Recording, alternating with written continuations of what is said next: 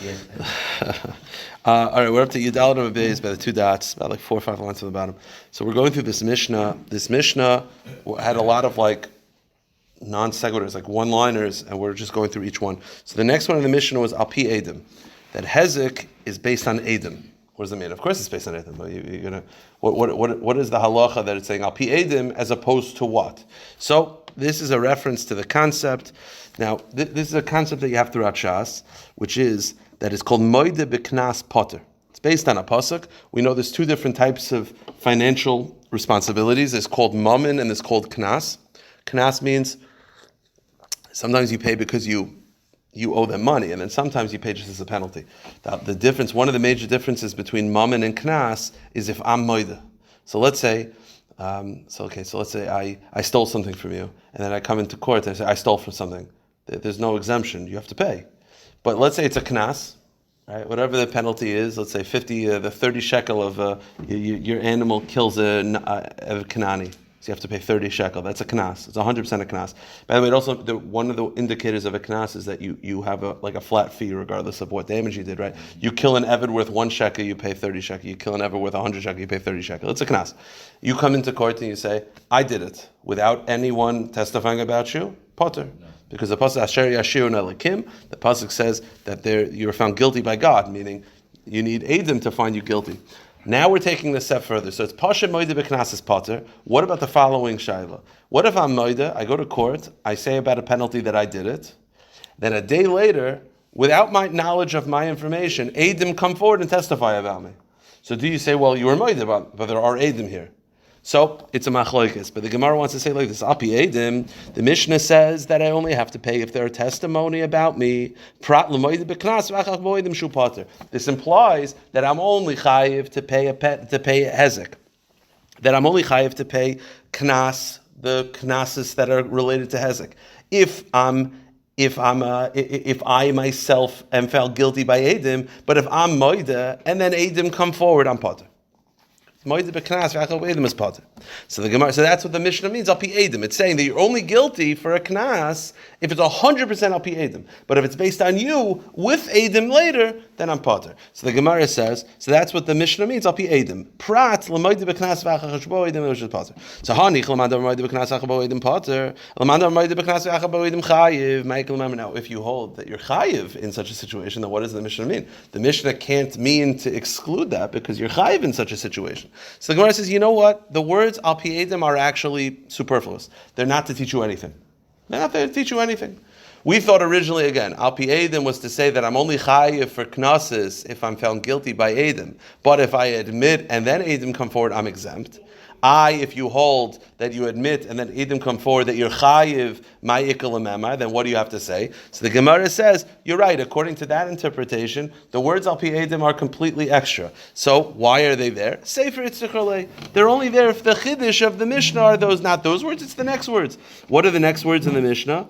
B'nei chayrin, I'm only found guilty for hezek if the witnesses are b'nei chayrin, are free men, as opposed to Edim. And B'nai Bris, and they have to be Jewish as opposed to Goyim. Okay, so the Mishnah is now saying that that's the point of the Mishnah. That the Mishnah is saying that the chiddush of the Mishnah is not that you need Eidim, but what type of Eidim they have to be. That the Eidim for Hezek and for Knesses cannot be slaves, non-Jewish slaves, and they can't be Goyim. So I says, yeah, okay, so what's the chiddush of that? Sricha. I'll tell you why it's needed. Diyashmin and Eved, if the Mishnah just said that the witnesses cannot be Avadim, they might say Mishum Dein Lo Yachas. Avadim have no lineage. Not only are they Goyim, but they're like worse than Goyim, they're like animals. So they have no Yachas B'chlal. Avol Nachri Diyesh Lo Yachas, but Goyim who, well, they are Goyim, but they still have a halachic lineage through the parents, Emaloi, maybe they could serve as witnesses. Diyashmin and Nachri, and if the opposite. If the Mishnah had just said Nachrim, if the Mishnah just said Goyim are exempt, cannot be witnesses, I'd say Mishum Tli Shaykh b'mitzvahs. You see, slaves on the one hand are worse than Goyim because they have no yachas, they have no lineage in halacha. But on the other hand, they're obligated to keep Torah mitzvahs like a woman, so they're obligated in some mitzvahs. So therefore, you might think if the Mishnah just said that Goyim are exempt, I'd say, yeah, Goyim are exempt because they have no kiyum mitzvahs. Avol aved, the shayach b'mitzvahs, but avodim who have to keep certain mitzvahs, eim aloi, maybe they could serve as witnesses, tzricha, and therefore it's needed. Okay. Then the Mishnah said, the next halacha in the Mishnah was Hanoshim B'chlal Nezek, which is that women are included in the laws of damages, which means if a woman damages, she has to pay. Meaning it's not like a mitzvah seishes mangrama. There's no difference between men and women when it comes to these halachas. So this is a Gemara that we had previously. Mina hani mili. How do I know this? So the Gemara says there's 3 psukim to prove that men and women are the same when regarding monetary law, regarding damages. And the question is, why do you need all 3? The first one is as follows. The pasuk says, when it comes to Geneva, the pasuk says that if you steal, you have to bring a carbon. It says ish a isha. So when it comes to punishment, when it comes to karbanos, men and women are the same. So if men and women are the same for the punishment, they're probably in the same that they can't do the damage as well. That's the first source. Debei Rav Elazar Tana, second source. When it comes to monetary law, it says these are the monetary laws that you place before them. Them is including, it's plural, including men and women. So the first source is that men and women are the same for the penalties, for the punishments, for the karbanos, for the. The second source is that men and women are the same for all monetary law. And the third one is regarding if an animal kills, it has to bring a kaifer. You have to pay a kaifer, which is if the animal kills, the owner of the animal has to pay a penalty to the family. There's no difference whether it kills a man or a woman. So you see that men and women are the same regarding these halachas.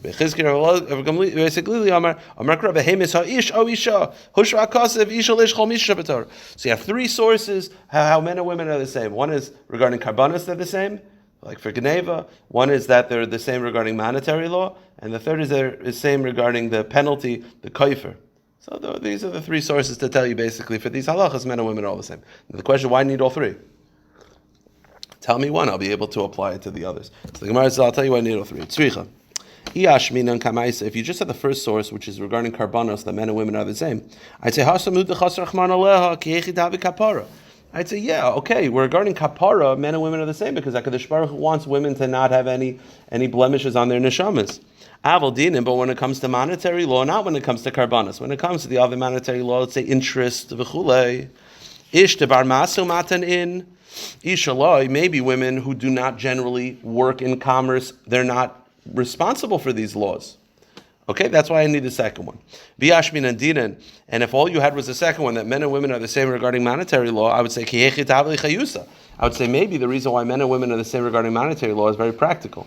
If a woman is not included in the laws of monetary law, no one would ever do business with her, right? If she could rip you off, right? If she wasn't usher to have interest or whatever, so you would never do business with her. So maybe they're the same regarding monetary laws exclusively, because just practically, got to keep commerce going. No one's going to do a business with a woman if they know that they could do things that men cannot. Kapara, but regarding atonement, meaning regarding karbanos, I could argue ish bar mitzvah in ish lav bas mitzvah lo. Maybe women who are not obligated mitzvahs, maybe they don't even need a kapara. Maybe the averis is not so shver by them. They don't need a kapara. That's why you need the first 2. V'yashmin hani tarti. And if you just had the first 2, I would say halcha mishum kapara, halcha mishum chiyusa. Either I would say those 2 are. I get why men and women are the same. The kapara, it's for them to have a kapara. For monetary law, it's only for them to be able to do business with other people. Avlin and katala, but regarding life and death stuff like kaifer, I would say ish bar mitzvah l'shalim kaifer ishaloi. Maybe you don't have to pay the kaifer of a woman because maybe her value is different because she's not obligated into her mitzvahs. Or if an animal kills a woman, you might think that maybe you don't have to pay. V'yashmin and kaifer. And if all you had was kaifer, I would say, yeah. Mishum t'ikad ibn neshama. I would say, yeah, over there they're the same because you're talking about a loss of life. Loss of life, of course, all men and women are the same when it comes to loss of life. Avalhani tarti. But the first 2 concepts, which is karbanos, kapara, and monetary laws, maybe men and women are not the same. Therefore, all you need, all these sources to say that regarding these halachas, there is no distinction. All right. The Gemara continues. Now this is interesting. It says that both the damager and the damagee have to pay. Now, what's a scenario? It's like a riddle. What's a scenario where the damagee has to pay? The damager always pays. He's always paying. He's paying. Nezek shalem, chatzi nezek, whatever it is. But what is there a situation where the damagee has to pay? So we're now going to enter into the discussion. It's a very famous discussion throughout Shas, and that is, how do you understand the first 3 payments of Keren? You pay half. Is it you're supposed to pay whole, and HaKadosh Baruch Hu has Rachmanis on you that you only have to pay half, so it's a discount? Or really you should pay nothing, and it's a penalty that you pay half? Those are the two ways to look at it. So you're paying half the first 3 times the animal gores. Is it that really you should pay whole? You should pay 100%, but HaKadosh Baruch Hu has Rachmanis, he's giving you a discount. So don't worry, you don't have to pay whole. Or you should really pay nothing. It's a penalty you have to pay half. So is it called Chatzi Nezek Mammon or Chatzi Nezek Knas? Why would it be a discount? It's definitely this. Because the first 3 times the animal, I didn't realize the animal was going to gore. It's not like I used to this. It's not a common thing for an animal to gore, so I didn't know that it was going to do it. So the question is the average animal, am I responsible basically? Do we assume, it's basically, these are the 2 ways to look at it. You could look at it as an animal on its own is naturally, it's very unnatural for an animal to do this. Therefore, I'm really not responsible at all for it. I should be exempt. But HaKadosh Baruch Hu gave me a knas of 50%. We don't like that this is going on. Or, no, every animal is wild, and you got to watch this. And the truth is, you should pay whole. It's not a knas, it's mammon. You should pay 100% of the damage. But HaKadosh Baruch Hu said, listen, it's the first 3 times, let you go off with a little bit of a discount. Those are the 2 ways to look at it. Now let's think outside of the box. If you say that it's a 50% penalty, then okay, it's a penalty. But if you say that it's 100% I should really pay, I'm the damager, you're the damagee. So really I should pay 100%, but HaKadosh Baruch Hu says, don't worry, I'll give you a discount. You know who's really giving a discount? You. The damagee is giving me a discount. Meaning, in other words, when the Mishnah says that the damager and the damagee both have to pay, it would make sense if you hold Chatzi Nezek Mammon. Why?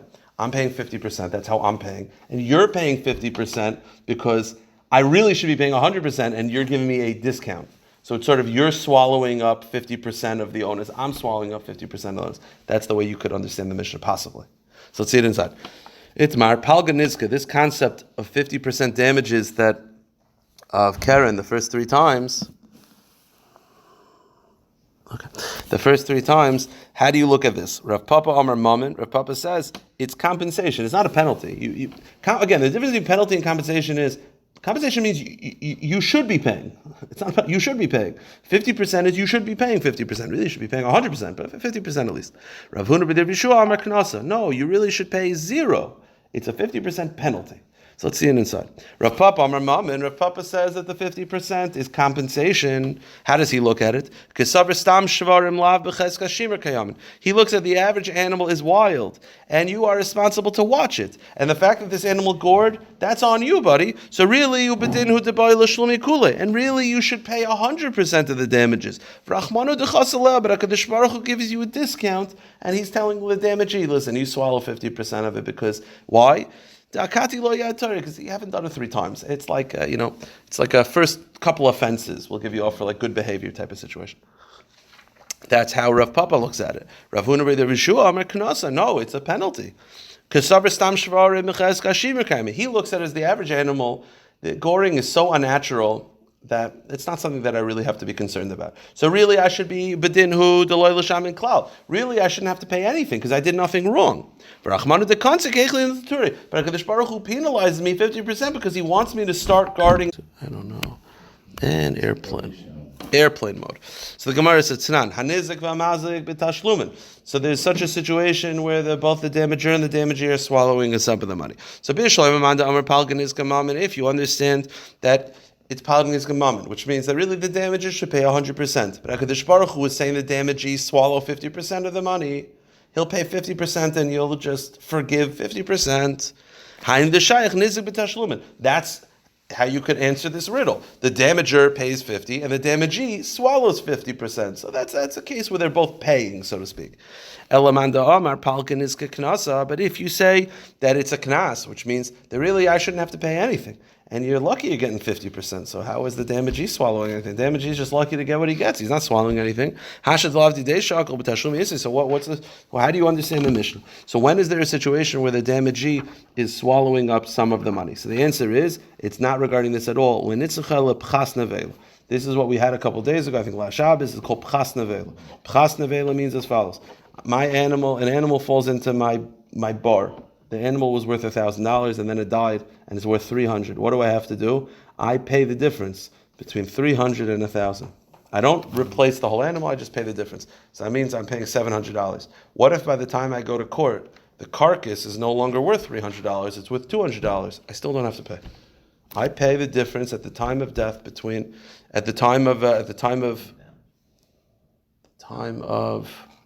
actually go to court. You go to court. So maybe it's when it's go to court. No. It's from the time of death. It's the difference between. No, forget about the when. Forget about when. Let's say court says that it's worth $300. It was originally worth $1,000, so I pay the difference, $700. By the time I'm coming to pay, the carcass is worth $200. It went down in value. I'm not responsible for that. I pay the difference at the time of when it's ascertained by Bezdin. So that's an example where I'm paying $700, but you're swallowing $100. So that's a case where they're both paying. So it's not Chatzi Nezek, it's Pras Nevela. It's the carcass's deterioration of value from the time of Bezdin to the time of the payment. And that you got to swallow. So I'll pay the difference, but you got to swallow the deterioration of the carcass. That's on you. So the Gemara says, so that's what the Mishnah means. And here's the question. The reason why I said we talked about this last week is because this is in the previous Mishnah. The previous Mishnah already mentioned that this is such a mitzvah. Why would, according to the idea that the person who was the victim has to suck up 50, has to lose money. Talking about the Chatzi Nezek? Yeah. Why would the Torah do that to him? Why should he? Because HaKadosh Baruch Hu is. I understand that's what Hashem is saying, that we're going to let the guy off. We're going to let the guy off. Every time we get to let the guy off, the other guy's getting damaged. That's part of the deal. It's not Ben Adam Makom. It's Ben Al Chaver. That's part of the deal. So they say, okay, he apologized. No, Michael Zayn. That's part of the deal. So HaKadosh Baruch Hu is telling you to Michael. That's it. HaKadosh Baruch Hu is telling you. All in this agricultural society, and No. It's Hashem. HaKadosh Baruch Hu says, be Michael Zayn. That's it. The guy didn't mean it. It's the first 3 times. Be Michael Zayn. That's it. So the Gemara wants to know like this. So your animal the next time. Yeah, exactly. So the point is like this. So now we're saying that the pshat of the Mishnah is pchas nevela, which is the deterioration of the carcass. The problem is, we already said that in the last Mishnah. So why does the Mishnah repeating itself now? So the Gemara says, pchas nevela tana l'reisha, tashlumi nezek, melamed shabayla mitap nevela. We already had this twice. So why is this twice? The answer is, one is for tam and one is for muad. Right? The halacha is the same, right? If it gores the first 3 times, you're paying half. And then what if, again, deterioration? You're still going to have to swallow it. You're paying whole, deterioration. There's no difference. So it's telling you twice that same halacha. One is where the person has to swallow deterioration when it's a tam, and one is when it's a muad. Why do I need both? Again, the concept of pchas nevela is helping the damager, right? It's the damagee is swallowing the deterioration of the carcass. It's to help the damager. Each one has a reason why I would help the damager. By tam, there's a reason to argue that you should help him because the animal didn't do it 3 times. It's not malicious at this point. But muad, it's like, dude, this is 4 times already. I'm not helping you at all. Or the opposite. Muad, you could say, listen, he's paying nezek shalim. Like, he's paying a lot of money. Like, let it be. But chatzi nezek, you're only paying 50%. Why should we make it easier on him? So each one has a reason to be lenient, and each one has a reason not to, and therefore you need both. The Gemara says, fine,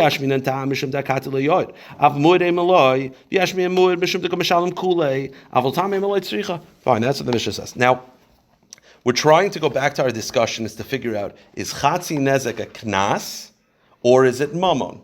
Now, one of the differences between knas and mamon is moda, right? I said that before. If I come into court and I say, I did it, so if it's a knas, I'm exempt. If it's mamon, I'm chayiv.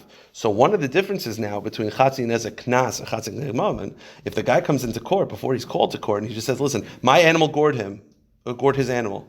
I just want to admit it. So if it's a knas, you're free.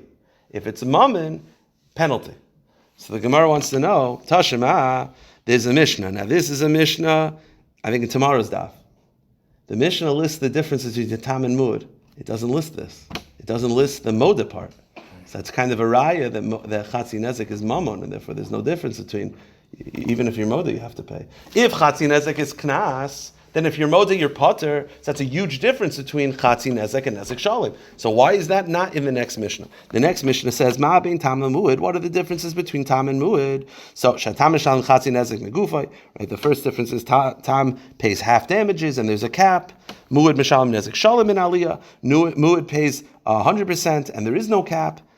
That's the Mishnah we'll deal with tomorrow. V'imisa, but if you're telling me the chatzi nezek is a knas, listening amiha, then why don't you list this distinction, which is that if you're modeh, tam in mishalma piatzmo and mishalma piatzmo, that would be a difference, right? Because nezek shalom is definitely not a knas. But if chatzi nezek is a knas, then there's a difference in chatzi nezek shalom. If you're modeh by chatzi nezek, you'll be exempt. If you're modeh by nezek shalom, you won't be. So why is that not listed in the Mishnah? So the Gemara says, Tana v'shayir. You're right, that Mishnah is not comprehensive. Ma shayir the hashayir. What else did the Mishnah miss that makes it not comprehensive? Shayir chatzi koifer. It missed half a koifer. Now, okay, here's the deal. If your animal is a muad and it kills someone, you pay a koifer. What if your animal kills someone, but it's never gored before? Right? It gores first time ever it kills somebody. Jackpot, right? It kills it for the first time. What's the halacha? You don't pay anything. There's no chatzi koifer. It doesn't exist, at least according to most Tanaim. So that's a major difference between tam and muad. How so? Because a muad pays kofer, a tam doesn't. That's a major difference. It's not in that list. So you see, that Mishnah is not comprehensive. So the Gemara says, no, that's not a great raya. I mentioned that this concept that there's no half kofer is according to most Tanaim. There is one Tana who says that there is half kofer, and I think it's Rav Yossi Haglili. So the answer is, if that Mishnah follows Rav Yossi Haglili, then the reason why it didn't omit it is because there is no difference. There's a full kofer and a half kofer. There's no that's not that's part of the list already. That didn't need to be listed. Therefore, you don't have a raya that it's ton of a shire. Imishim chatzi kofer lav shiuruhu hamani Rav Yossi Haglili, because the Mishnah follows Rav Yossi Haglili. Damertam mishalim chatzi kofer. Okay, so backed out of that raya. Let's go another proof to try to figure out whether chatzi nezek is a knas or chatzi nezek is mamon. Tashema. Go to the next page. This is a Mishnah in Ksubis. Hamis Shairi es Ploni. Again, so we're talking about kofer. I said, muad, there's 100% kofer. Tam, it's a machlokas whether there's kofer or not. We're assuming this Mishnah is talking about tam, and there is a kofer. Half kofer, like Rabbi Yossi Haglili.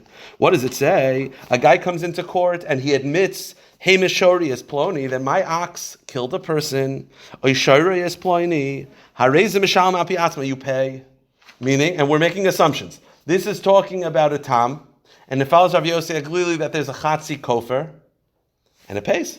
You pay even with your own admission. What is that a proof? Chatzi nezek is mamon, because if it's a knas, again, if we're talking about muad is for sure mamon. This mission makes a lot of sense. Perfect. You admit, I don't care that you admit, it's not a penalty. But if we're talking about a tam, and it's chatzi kofer like Rav Yossi Haglili, that's what we're assuming, and I come into court and I say my animal did it, I still have to pay. So you see that chatzi nezek is mamon. So the Gemara's instant answer is very easy. We're not talking about chatzi nezek. We're talking about a muad, and therefore it's unrelated to our discussion. My lav betam lo b'muad. Okay, easy. Now this is a classic diak and a brisa.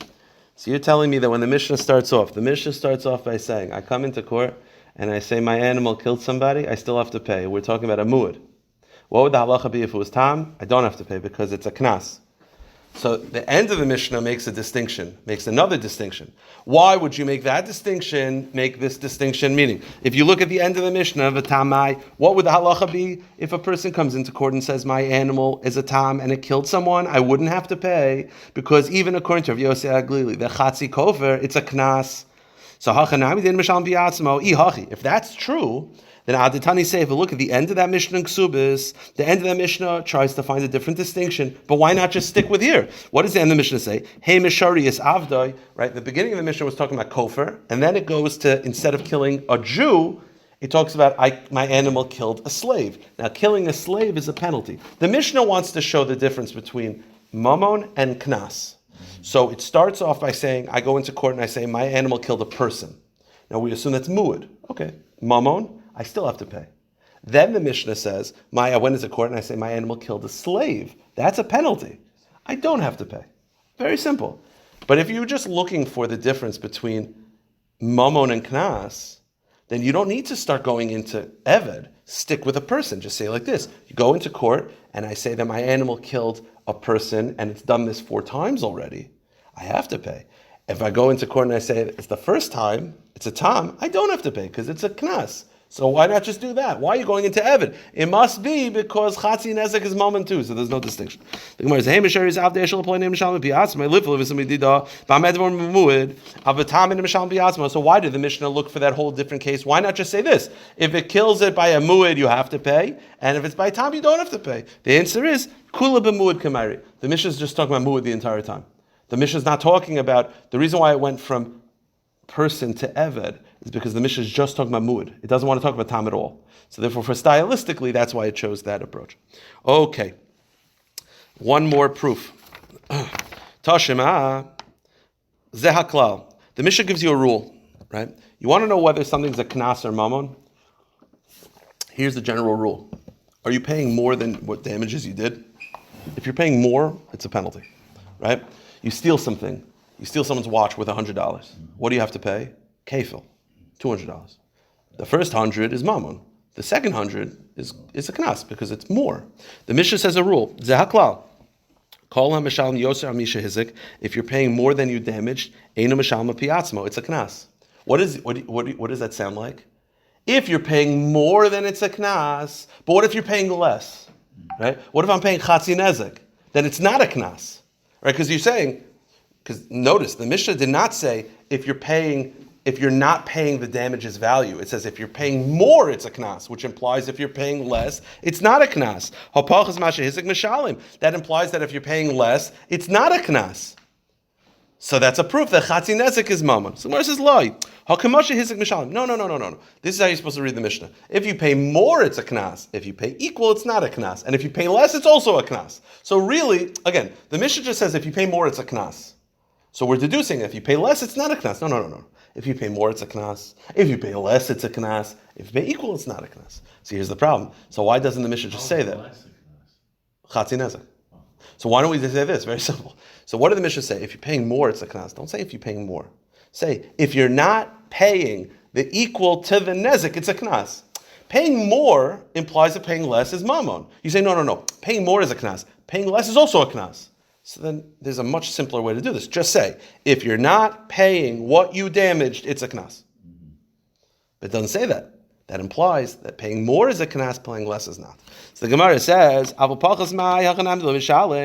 you want to go with the assumption that chatzi nezek is also a knas. So then why did then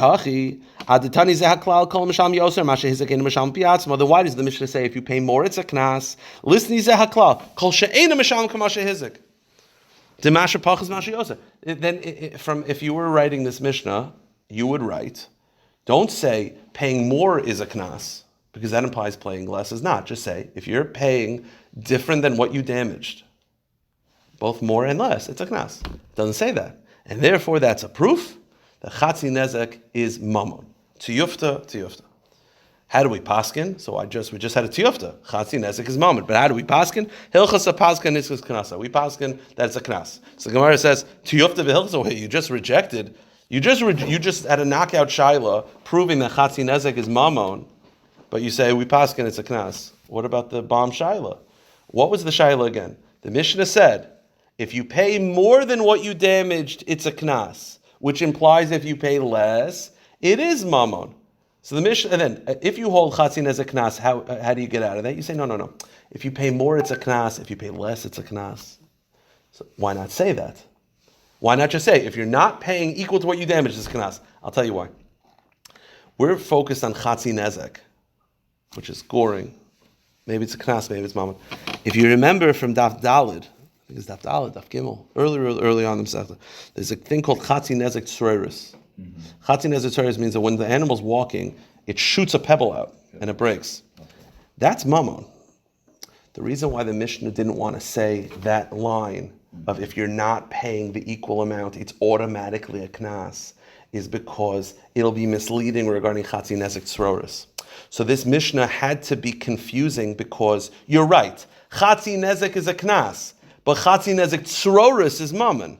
So because it couldn't dance around that, it was written funny. Because you're right, meaning you're saying that if the Mishnah just wanted to imply that chatzi nezek is a knas, it should say if you're not paying what you damage, it's a knas.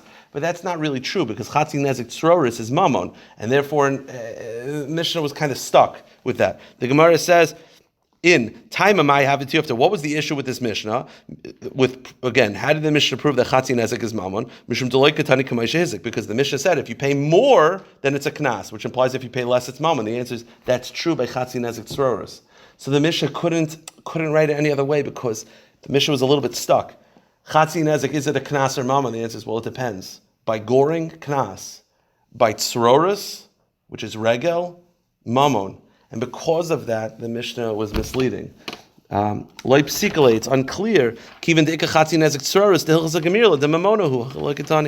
Okay. Now the Mishnah just wants to end off this concept before we get to the Gemara ends up before we get to the Mishnah. Now, we're saying that Chatzi Nezek is a Knas. Now, Keren, we learned this in the beginning of the Masech, I think the first daf. The characteristics of Keren is no benefit, intention, and rare. What if there is benefit, but it's no intention and it's rare? I'm sorry, intention and it's rare, but there is benefit. The Gemara now is going to say that if it's benefit, meaning the animal is eating what it attacks, but it's crazy that it did it. Like I don't know, you have a small animal taking down like a lion, and then it eats it. So like that's like. Well, so is it shame because it's eating? But it's so rare. The Gemara assumes that if an animal attacks a much larger animal that is not normal, that's Keren. Keren is a Knas the first 3 times. Mod de Knas Potter. So the Gemara says the following halacha. Hashadam Palgan is Knasa. Now that we're saying half the Nezek the first 3 times of damages of a Keren is a Knas, and if you're Moda, it's Potter. Therefore, you have the following halacha. Imra. If you have a dog, you own a dog that ate a sheep. It attacked a sheep and ate it. Now, is that normal? Absolutely not. They did not attack sheep very normally. So you'll say to yourself, well, what's the deal? Well, it ate it, so that's Shane, right? Eating benefit is usually Shane. But it's so rare and so crazy, that's Keren. Therefore, my dog attacked and ate your sheep, and I go to court and I say, hey, it happened, I just want to admit to it, I don't have to pay. Similarly, you have a cat that eats a chicken. Again, rare. Even cats would kill little birds. They would never kill like large chickens. That was not normal. I'm not talking about like a leopard. I'm talking like a house cat. They would maybe attack little birds. That was maybe normal, but not large chickens. So if my cat attacked a large chicken, that's called a knas. And if I'm moide b'knas, I'm poter. Mishunahu v'lemakvin b'bavel. So not only is it moide b'knas, another halacha about a knas is we do not extract penalties in Bavel. Bavel, they didn't have smicha. The Rabbanim of Bavel didn't have smicha. So they were allowed to do monetary laws, but not knasos. Knas was only in Eretz Yisrael, the Rabbanim who had smicha. So another halacha, the difference between Keren, Tam, and Muad, besides for Moda b'knas, is can you make me pay in Bavel? The answer is no, because Bavel, they didn't extract knasos in Bavel. Now, these are all Keren because they're very, very rare. But Hani Mili Baravavi, but this is only true if a dog ate a large sheep or a chicken or a cat ate a large chicken. Aval Bizutri, but let's say a big dog, a big Doberman, ate a small baby sheep, or a large cat ate a small little bird, little Tweety bird. That's normal. So then that's not Keren, that's Shane. And because it's Shane, it's not Knas, and therefore you could extract it in Bavel. Now, so let's say I'm in Bavel, right? Simple. My animal gores your animal first 3 times. It's a Knas. I'm in Bavel. You can't take me to court because the courts in Bavel can't do it. So how do you get your money back? 2 options. If you grab the money, we will not make you return it. So that's one option. Or if you get me, what's it called? A sira of Bezdin, right? Bezdin, that's basically a summons. If Bezdin from Eretz Yisrael summons me, meaning I am obligated to go to Eretz Yisrael. Meaning if you get a court from Eretz Yisrael to send me a summons, I can't just say, I live in Bavel, I'm not going to Eretz Yisrael. No. You are now going, or pay. You are obligated to go to Bavel. Now, let's say I refuse to go to Bavel. Mishamtinale. I refuse to go to Eretz Yisrael. They'll put me in Cherem. Now the Gemara says, let's say my dog attacked your sheep. So technically you can't collect it, whatever. Let's say I'm just like, I don't care, whatever, just let it be. We'll still put you in Cherem. because you should not be having a dog that's willing to attack. I will say this. I'll just mention this. I was on the phone yesterday with. I was on the phone with Benny Kess, so I was on speaker, so I couldn't yell. I hope they listen. There's a certain dog that lives on the corner. You know, on the corner by Dovey's off Father's block. Barsky, they have a very, very big German Shepherd, and they don't leash it. And every time I see it, I scream at them, leash, huh? He's very friendly, I know, but the truth is, I personally know. No, he actually won't. He's a very friendly dog, but I know kids are scared. Also, just, I don't know, if it's not leashed, it could just attack. So the Gemara says, if my dog attacks your sheep, even if you're moichel on the money, will still put me in chayrim until I get rid of the dog. Put the dog down. You gotta get rid of the damaging animal because you can't have an animal that's dangerous in your property. Rav Nosson, as Rav Nosson taught, the Tanya, Rav Nosson Omer, how do I know you're not allowed to have a vicious dog in your house? Are you not allowed to have a rickety ladder because these could cause damage? You can't put blood in your house. So you got to get rid of the wild animal. So forget about damages. You got to get rid of it. Okay, let's just do the Mishnah. We'll do a little bit of the Gemara and then we'll stop. The Mishnah is very simple. The Mishnah says, Chamisha Tamin, Chamisha Muadin. There are 5 cases of Tam. Tam is only by Karen, so basically there's 5 cases of Karen, and there's 5 cases of Muad. Let's go through each one. Habehema ein muedas, loy ligach, loy ligoif, loy loshech, loy lirvoitz, loy livoit. These are 5 cases of Karen, which is goring, pushing, biting, squatting, and kicking. Those are all Karen, therefore they're all start off with Tam. Now, what are the 5 cases of Muad? So I'll tell you, very simple. Shane is always a Muad, right? There's no Tam. Regel is always a Muad. Karen after 3 times is a Muad. A person is a Muad. And according to Rav Yossi Haglili, if you remember this, if Karen happens in the damagee's backyard, you're a Muad right away. Those are the 5 cases of Muad. So the Gemara says the 5 cases of Muad is Shein Muad Lechel Saroiloi, Regel Muad Lishmav Derech Luchai, Shara Muad, Shara Mazik B'Shus Anizik, and Adam. Those are the 5 cases. Now, let's say instead of a Karen, I have in my property I own a leopard, and the leopard attacks. That's a Muad right away. It's only not a Muad by a Shar. So the Gemara says, Hazev, Ha'iri, Hadoiv, Hanemer, a bardalus, a nachash, a wolf, a lion, a bear, a leopard, a bardalus, whatever type of animal it was, a snake, Harel Muadin. They're all Muad. Now, what if, Rav Elazar Oimer, what if I have a bear? I'm sure you've seen those videos where like the bear was raised and like it hugs the guy. What if I raised a bear? And he's very friendly. He's a very friendly bear. The halacha is, exactly. So the halacha is, the first 3 times that the bear attacks, it's a Karen. It's a Tam. That's Rav Elazar Shita. Bisman sheheim b'nei tarvis, when they're domesticated, ein a Muad. Rav Elazar Shita is that these animals, you could have a domesticated lion that it's not normal for it to attack, and the first 3 times the lion attacks, you have to pay chatzi nezik only. That's Rav Elazar Shita. But there's one animal that's la'oila Muad. You cannot domesticate such an animal as a nachash. Snakes cannot be domesticated. That's it. Yes. Even with the flute. Now let's just start the Gemara. And you know what? Let's stop here. Actually, we'll stop here. Huh? The only one that cannot be domesticated is a snake.